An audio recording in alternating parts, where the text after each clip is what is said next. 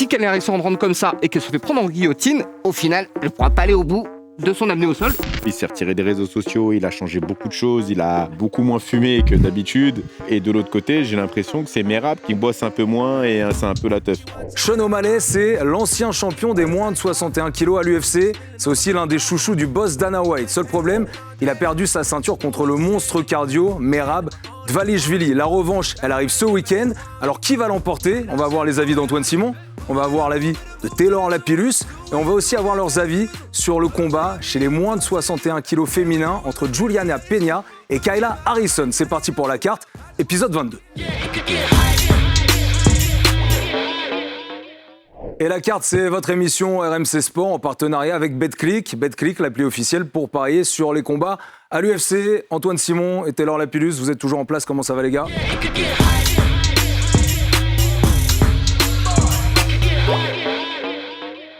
Mais écoute, moi ça va bien, hein, tranquillement, on va tourner une bonne carte. En plus, dans J'espère. ma catégorie de poids, Exactement. sur les deux combats, donc Ça, ça ne peut qu'aller. Ça, j'ai plein de questions à te poser là-dessus d'ailleurs. Vas-y, Je vais let's prendre des go. nouvelles d'Antoine quand même, qui s'était tapé une petite chute.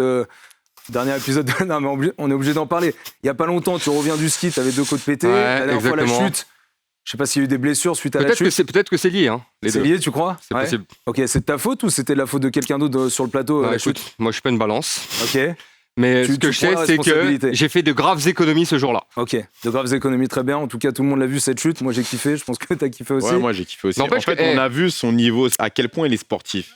Non, vous êtes Voilà. mauvais avec ça parce que si On a tu vu. décomposes le mouvement, tu vois que le mouvement est parfait. Non, c'est naze. Mais arrête, t'es fou quoi, la Non, hanche est non, passée, tout est passé, le Non, pivot non, sur c'est le nul. pied, arrête. Non. Ah, mais le pied, il est pas passé. Un coup de pied, il faut que le pied passe. Mais tu veux que je shoote la caméra? C'est ça que tu veux?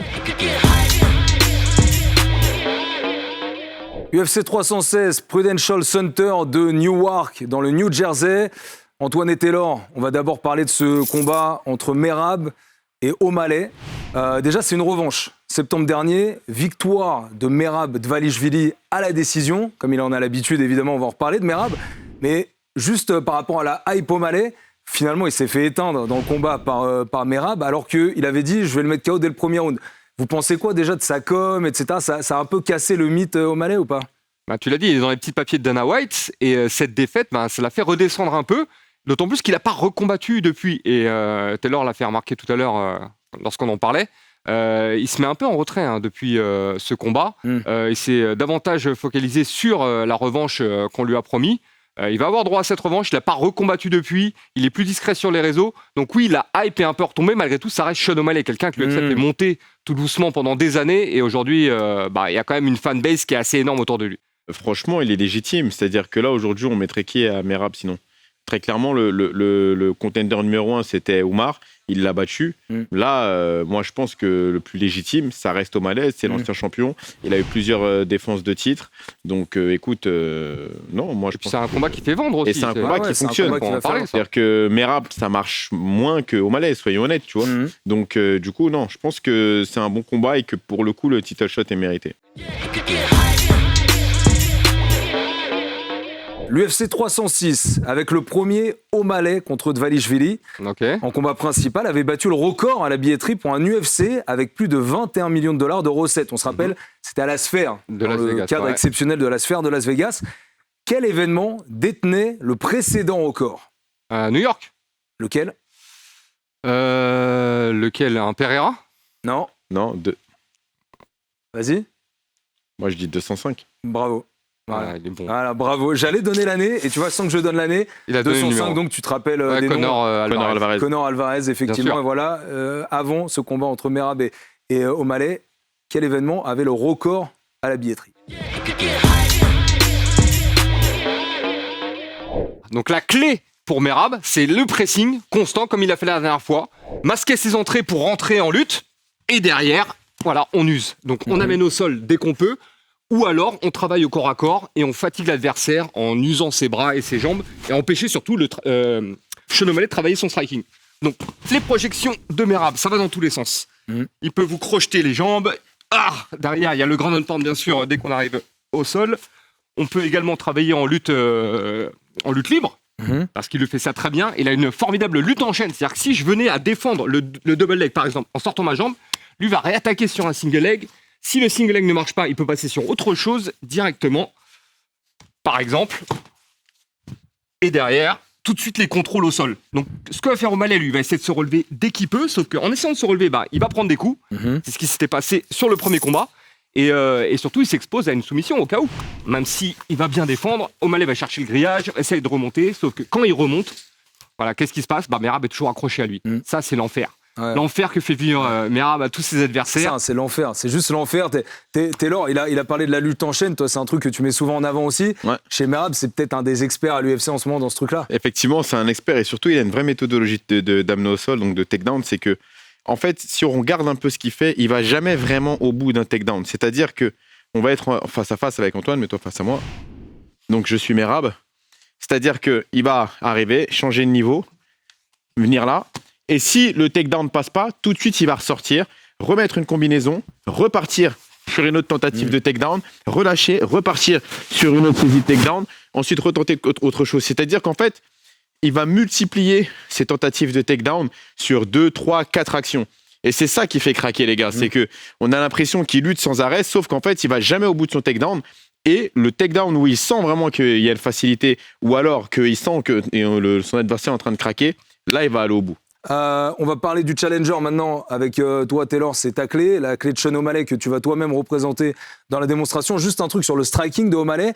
Il a un des strikings les plus précis de l'histoire de l'UFC. Le seul, au niveau des statistiques, qui est devant lui, c'est Powhatan, c'est Alex Pereira. Il est juste devant Cyril Gane, qui lui aussi est très précis.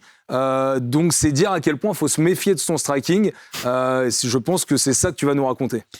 Effectivement. Et je pense que l'enjeu dans ce combat-là de O'Malley, je ne pense pas que ce soit de rentrer dans un jeu de lutte où il va pouvoir défendre la lutte. S'il part dans ce principe-là, c'est une erreur.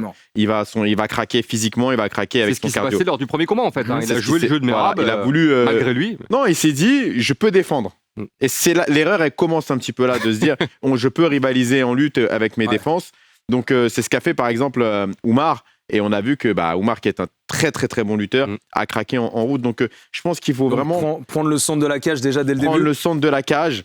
Il a un système de feinte incroyable, Sean O'Malley, où il part sur ces feintes-là, il part sur des feintes de jambes. Il est très bon aussi dans les changements de garde. Donc tout ça, c'est des choses qu'il va devoir utiliser. Je pense que ça va aussi passer par peut-être un travail en ligne basse et puis ensuite au corps. Parce que ça, on a vu que ça avait fonctionné pour lui, mais il avait utilisé les frappes au corps sur la fin du combat. Donc tout ce qui est kick au corps, il va falloir les utiliser. Pareil pour les coups de pied retournés.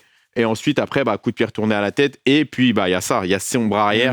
Et j'ai envie de dire même ses deux bras parce qu'il est très bon dans les entrées. Donc au moment où, par exemple, il va être ici, il va gérer la distance et qu'on va avoir un Merab qui rentre, il est capable de changer de garde, d'absorber et tout de suite de revenir et de toucher. Ok, donc ça, il y a aussi une notion où il faut qu'il envoie, c'est ce que tu me disais aussi, il faut qu'il envoie des coups qui vont être difficilement saisissables par Merab. Parce que s'il envoie par exemple des sidekicks, potentiellement il peut se faire attraper la jambe plus facilement. Les coups circulaires, notamment les jambes, les coups de pied circulaires avec les jambes sont plus faciles à attraper les lutteurs. Toi, vas-y, fais O'Malley et montre-nous comment il pourrait attraper. Coup circulaire, tout simplement, c'est là. Voilà. J'envoie un middle kick, forcément il peut se faire attraper. Maintenant, ça, c'est un vrai problème, attention, parce que quand Merab vous attrape quelque chose, oui, là, c'est un takedown, par exemple.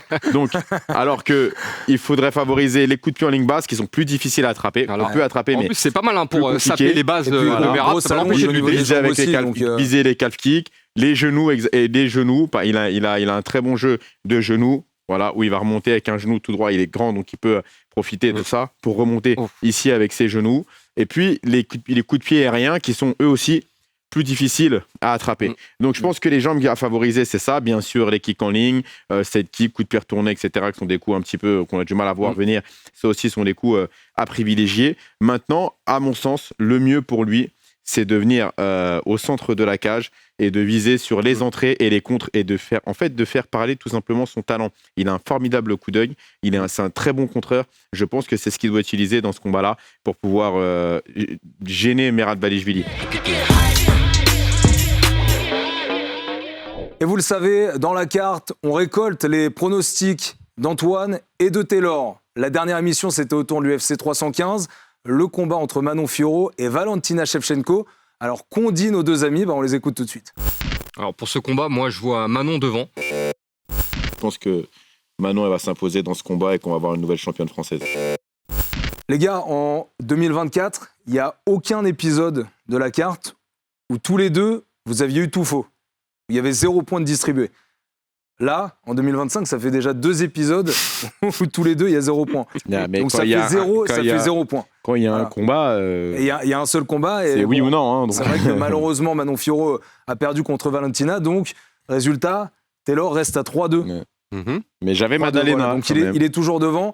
Et effectivement, comme on l'a dit tout à l'heure, un épisode avec Jack Della Maddalena contre Belal Mohamed, finalement, on l'a pas comptabilisé à cause du forfait de Alvarez contre BSD. Taylor, tu es toujours devant.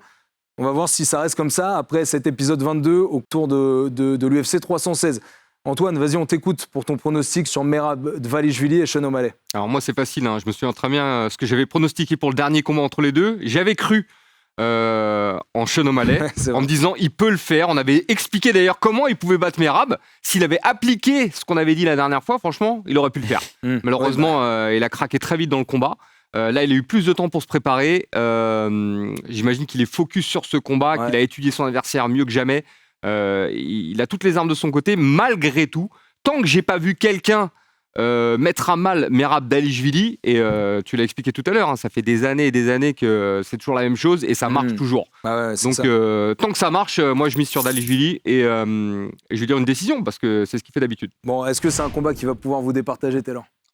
Écoute, moi j'ai beaucoup hésité parce que je pense que ça sera malgré tout un combat un peu différent.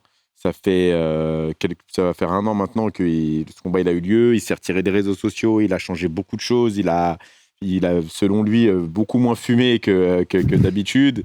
Il a vraiment pris ce camp au sérieux. Et de l'autre côté, j'ai l'impression que c'est Merab qui commence un peu à avoir les premières sensibilités de champion où on bosse un peu moins et c'est un peu la teuf. Donc du coup, j'hésite beaucoup, malgré tout. Je pense que, entre-temps, Merab, lui, a fait Oumar Nurmagomedov. Il a fait un combat assez fou contre Oumar. Fou, ouais. Et du coup, voilà, je pense que O'Malley a de bonnes chances de pouvoir s'imposer dans le R1. Mais si ça dépasse R1, à mon avis, Merab va lui marcher dessus. Et du coup, je pense que c'est ce qui va se passer. Victoire Merab. Décision pour Merab. Très bien. Moi, pour la Supercoach, je vais vous suivre parce que moi, Merab, je le vois pas perdre. Je le vois pas perdre ce combat. Il y a pas mal de trucs assez intéressants à jouer. Donc, je pense que s'il garde la même intensité physique jusqu'au bout et qu'il arrive à fatiguer comme il l'a fait dans le premier combat Sean O'Malley, je pense qu'il peut le terminer avant la fin du combat. Donc, c'est ce que je vous propose pour la Supercoach. Alors on va passer au co-main event de cette UFC 316. On va parler de la championne Peña contre sa challenger Harrison. Peña, elle est dans son 2e run de championne. Elle avait réussi l'exploit 2021 de battre Amanda Nunes qui est restée sur 12 victoires d'affilée à l'UFC. Un des runs les plus incroyables qu'on ait connus. Antoine, je crois que Juliana Peña... Non mais t'aimes pas trop son style. C'est vrai, t'aimes pas son style, tu dis que ça manque un petit peu de classe, il y a un truc qui te manque. Écoute, tu parles d'exploit. Déjà, le fait qu'elle ait été 2 fois championne, je trouve que c'est un exploit. Jamais j'y aurais pensé quand je l'ai vu débarquer à l'UFC. D'autant qu'elle est arrivée avec pas mal de défaites. Elle est en 12-5 en tout. Donc déjà, mais elle est passée par le... En fait, elle a de la chance, elle est passée par le TUF. En fait, c'est comme ça qu'elle arrive à l'UFC. Elle a gagné la 18e édition du TUF. C'était la première femme, d'ailleurs, à gagner une édition du TUF. Son style n'a pas vraiment évolué, je trouve, depuis. Par contre, elle a perfectionné ses points forts. Donc on sait que c'est une combattante puissante, mais à côté de ça, au niveau du style, voilà, revenir à son style, on disait que Dricus du Plessis avait un style peu orthodoxe. On va dire, elle a un style disgracieux debout, clairement. Ok, t'aimes pas son style. Taylor, toi, je sais pas ce que tu penses de Juliana Peña. Tu trouves que c'est un peu une anomalie qu'elle soit déjà dans un 2e round de championne ? Écoute, je trouve que c'est une catégorie un peu compliquée en ce moment, la catégorie Bantam à l'UFC des filles. Il n'y a plus personne. Depuis que Amanda Nunes est partie, il y a quand même une petite perte de vitesse. Donc, du coup, il faut bien qu'il y ait une championne. Mais bon, quand on sait qu'elle a eu sa ceinture UFC contre Raquel Pennington, bon. Et par décision partagée en plus. C'était très serré le combat serré. En attendant cette catégorie des moins de 61, il y a une raison pour laquelle elle peut être redynamisée. Ça s'appelle Kayla Harrison. Alors Kayla Harrison, juste c'est un truc de malade, même aux États-Unis, parce que on a souvent parlé de Ronda Rousey qui a été championne, qui a été médaillée olympique. Sauf que Kayla Harrison, elle, c'est championne olympique, double championne olympique de judo, et c'est la seule dans l'histoire des États-Unis, hommes et femmes confondus, à avoir pris une médaille d'or olympique en judo. Donc c'est dire ce que ça peut représenter aux States. Elle arrive au PFL. Elle gagne 2 fois le tournoi du PFL. Elle échoue 1 fois en finale contre Pacheco. En tout, elle est en 18-2 dans sa carrière MMA et elle a 2-0 à l'UFC. Clairement, c'est elle qui peut aider la catégorie à renaître de ses cendres. Oui, je pense qu'elle peut l'aider. Et puis, elle a un potentiel de star aussi. Tu vois, elle arrive à l'UFC où on sait qui c'est Kyle Harrison. Donc, c'est déjà quand même quelqu'un qui compte un petit peu dans le monde du MMA. Là où Peña, elle, a un petit peu plus de mal avec cette starification-là. Donc, je pense que l'UFC avait besoin de toute manière de nouvelles, de sang frais dans cette KT. Et puis là, on a une combattante qui arrive, qui est déjà connue. Donc, c'est bien. C'est peut-être pour ça que tu as fait une petite grimace. Alors, j'ai dit 18-2, mais elle est en 18-1 parce que sa seule défaite, c'est contre Pacheco. Écoute, je me suis rappelé tous ces combats dans ma tête. Mais c'est Alou la deuxième défaite. La clé pour Juliana Peña, la championne, ça va être quoi pour battre ce monstre du judo et de la lutte qui est Kyle Harrison? Donc c'est un vrai problème. Je vais pas te mentir, il y a une seule personne au monde qui a réussi à battre Kyle Harrison, c'est Larissa Pacheco. Après 2 défaites. Après 2 défaites. Après 2 défaites au PFL. Taylor, tu es Peña, montrez-nous, je pense que ça va se passer en striking, donc, ce que doit faire Peña. Il y a 3 étapes. Première étape, en striking, si possible, rester loin de son adversaire. Parce que la mi-distance, c'est pas du tout ce qu'elle veut, parce que Harrison va essayer de venir au contact dès qu'elle peut. Donc elle reste loin. Elle veut pas que Kyle Harrison attrape et surtout travailler avec des coups qui sont difficilement attrapables. On en a parlé tout à l'heure pour le combat de Merab contre Sean O'Malley. Donc les coups bas, là, les front kicks au corps, ça marche bien. Le jab aussi quand elle rentre, voilà, pour la surprendre. Oui. Donc ça va l'empêcher de venir à distance proche parce qu'une fois qu'elle est proche, Kyle Harrison, après c'est le bordel. La deuxième étape arrivera un moment où, quoi qu'il arrive, Harrison va réussir à la coller, va réussir à l'attraper, on va se retrouver au corps à corps. Donc là, on va reprendre ce qu'avait fait à l'époque, souviens-toi, Holly Holm contre Ronda Rousey. C'est elle qui a donné un peu le blueprint pour gagner un combat contre une judokate de haut niveau. À savoir, le secret, c'est très simple. Taylor, c'est garder les hanches loin. Exactement. En fait, il faut même venir contrôler les hanches. C'est-à-dire que en judo, on a besoin quand même d'avoir les hanches qui sont très proches de celles de votre adversaire. C'est-à-dire pour pouvoir travailler sur tous ces trucs-là, là, venir ici ou là, passer le centre de gravité. T'es toujours Peña, mais ce qui voudrait dire que si elle fait ça, elle rentre dans la zone de confort de Kyle Harrison. Exactement. Donc elle doit surtout pas arriver dans cette distance parce que là, sinon, voilà, c'est le genre de choses qui peut se passer. Donc au moment bien en arrière. où Kyle Harrison, donc je suis toujours Juliana Peña, elle va arriver, il va toujours falloir garder les hanches en arrière et surtout 2, pas hésiter à venir contrôler ici la hanche.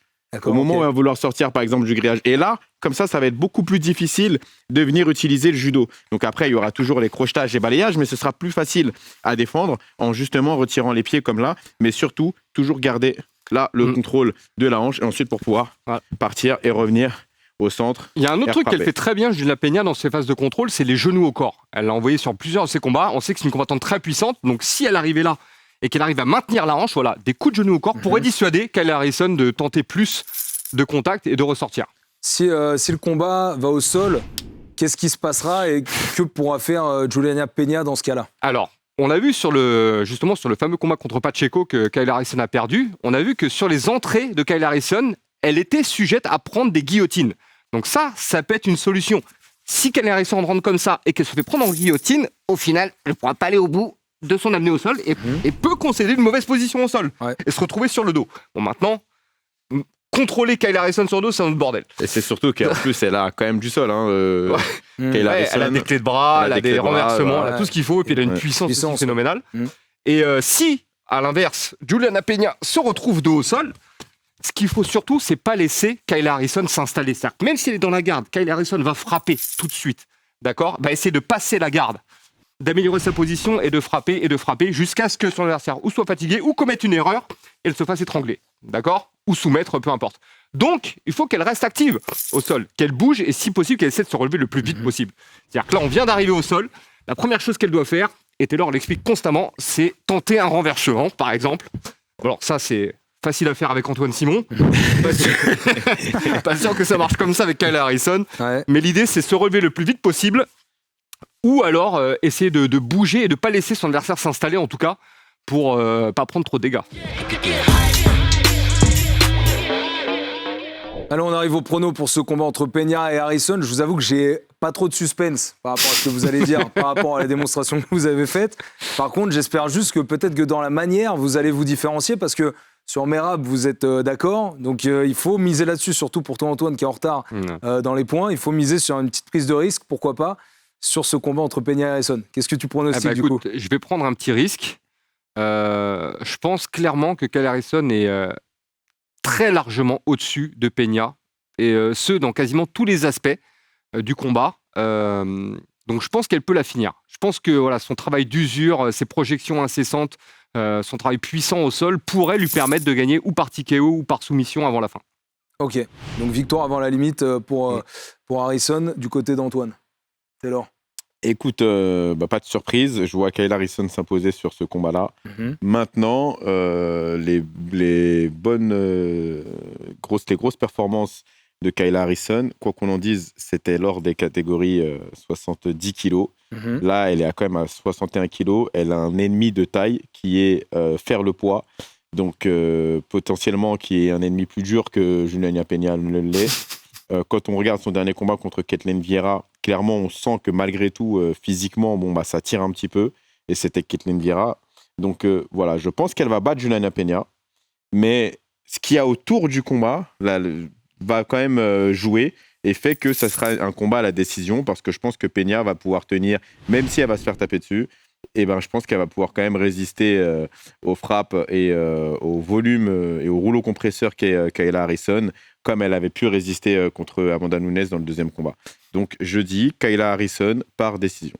Kayla Harrison par décision pour Taylor, très bien. Et de mon côté, la Supercote va une fois de plus suivre vos pronostics, même si ça va aller légèrement plus du côté d'Antoine.